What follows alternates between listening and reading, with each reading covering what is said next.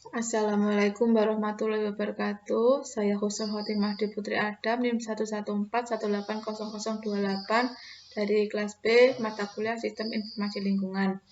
Untuk kali ini saya akan menjelaskan mengenai aplikasi penginderaan jauh.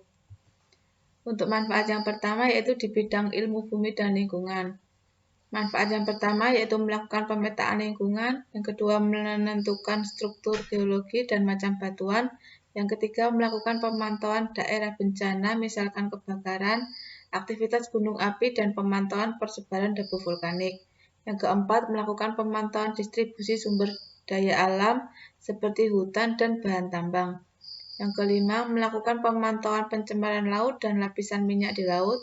Yang keenam, melakukan pemantauan pencemaran udara dan pencemaran laut.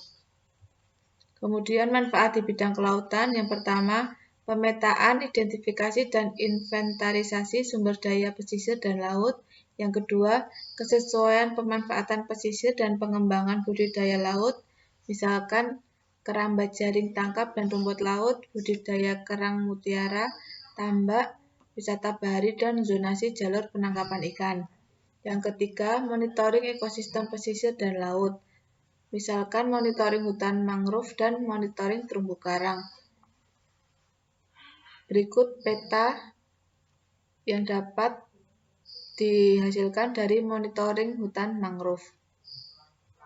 Kemudian manfaat di bidang kehutanan. Bidang kehutanan berkenaan dengan pengelolaan hutan untuk kayu, termasuk perencanaan pengambilan hasil kayu, pemantauan penebangan dan penghutanan kembali, pengelolaan dan pencacahan marga satwa, inventarisasi dan pemantauan sumber daya hutan, rekreasi dan pengawasan kebakaran.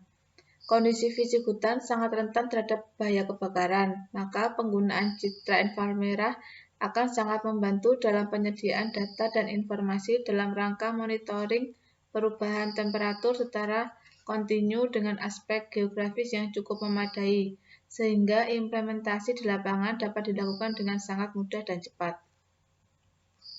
Manfaat di bidang penggunaan lahan. Penggunaan lahan yang sesuai memperoleh hasil yang baik, tetapi lambat laun hasil yang diperoleh akan menurun sejalan dengan menurunnya potensi dan daya dukung lahan tersebut. Integrasi teknologi penginderaan jauh merupakan salah satu bentuk yang potensial dalam penyusunan arahan fungsi penggunaan lahan. Dasar penggunaan lahan dapat dikembangkan untuk berbagai kepentingan penelitian, perencanaan, dan pengembangan wilayah. Contohnya penggunaan lahan untuk usaha pertanian atau budidaya dan pemukiman. Kemudian manfaat di bidang meteorologi dan klimatologi. Yang pertama, melakukan perekaman terhadap pola awan guna mengetahui bidang pergerakan tekanan udara. Yang kedua, mengamati iklim suatu daerah melalui pengamatan dan kandungan air dalam udara. Yang ketiga, membantu analisis cuaca dan peramalan atau prediksi dengan cara menentukan daerah tekanan tinggi dan tekanan rendah serta daerah hujan badai dan siklon. Yang keempat, mengamati sistem atau pola air angin permukaan. Yang kelima, melakukan pemodelan meteorologi. Dan yang keenam, set data klimatologi. Berikut contoh mengetahui potensi banjir dari penginderaan jauh. Kemudian, manfaat di bidang perencanaan wilayah dan perkotaan. Penginderaan jauh menghasilkan data yang ringkas tentang lingkungan yang berkenaan dengan bumi. Salah satu aplikasi yang nyata dari pemanfaatan hasil penginderaan jauh dalam bidang kependudukan adalah untuk memetakan distribusi spasial penduduk. Selain pemetaan distribusi spasial penduduk, data juga dapat dimanfaatkan untuk meneliti dampak keberadaan manusia dalam lingkungan hidup.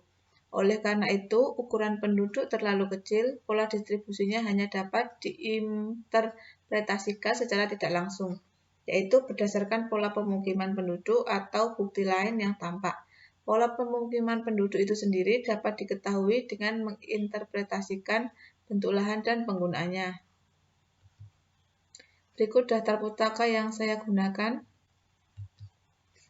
Sekian dari saya. Terima kasih. Wassalamualaikum warahmatullahi wabarakatuh.